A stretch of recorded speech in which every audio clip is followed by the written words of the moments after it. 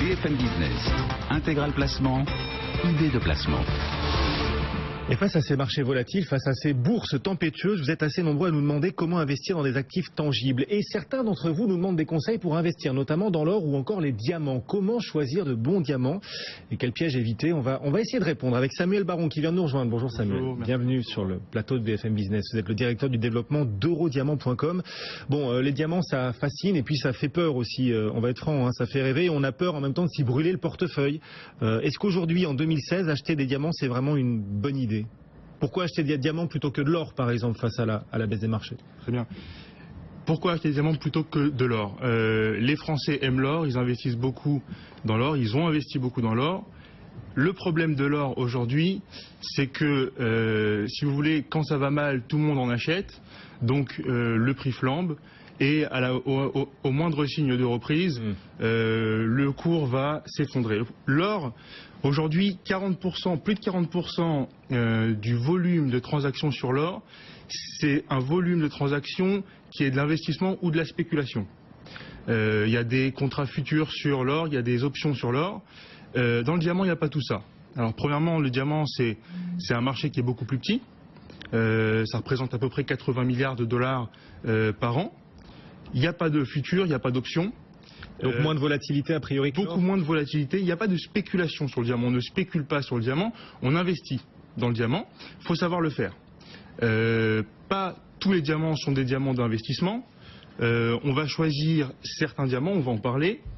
Donc le diamant aujourd'hui, c'est une diversification intéressante.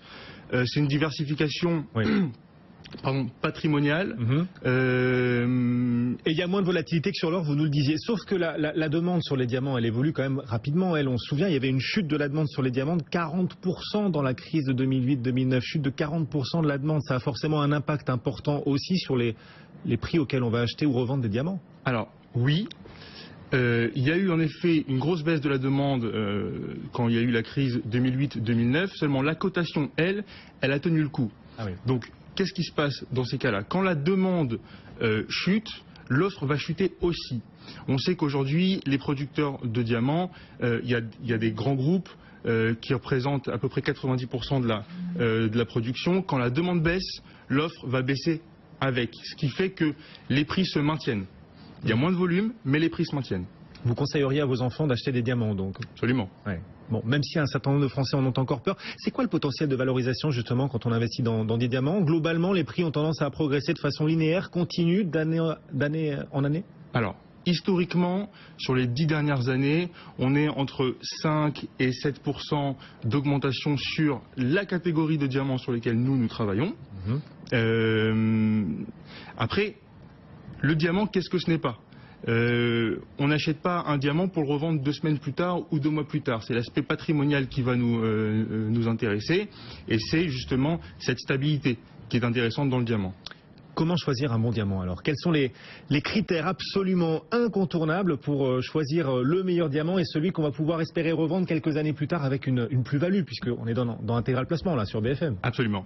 Alors, les diamants qui sont intéressants pour du placement, c'est des diamants qui sont dans les 10% les plus élevés en termes de qualité. Ouais. Donc en termes de couleur, en termes de pureté et en termes du travail qui est fait sur le diamant, le travail de taille.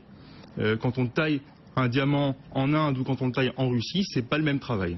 Il y a la règle des 4 C, hein, c'est ça. Il faut qu'un diamant réunisse les 4 C, le carat, couleur, clarté et cut comme la façon dont il est taillé, c'est ça? Absolument. Ça, absolument. Il faut privilégier les diamants les plus ronds possibles.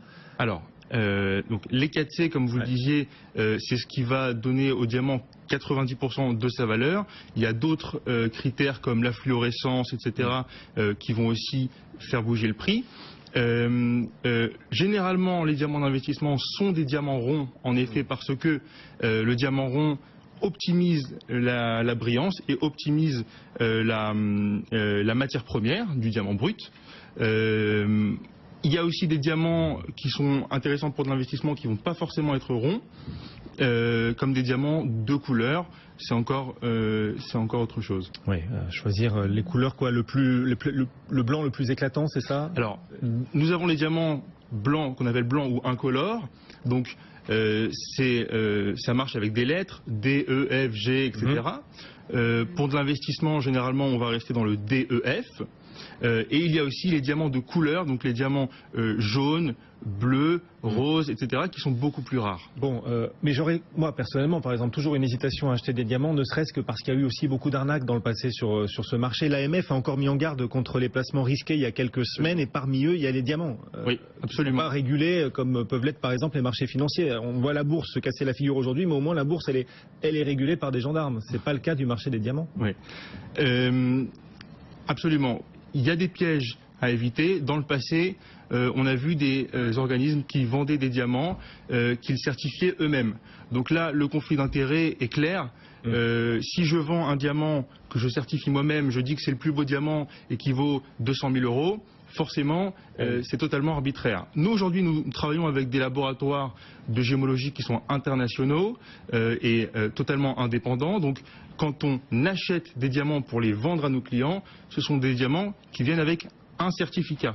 Sur le diamant, on peut le voir uniquement au microscope, il y a le numéro de référence du diamant qui est gravé.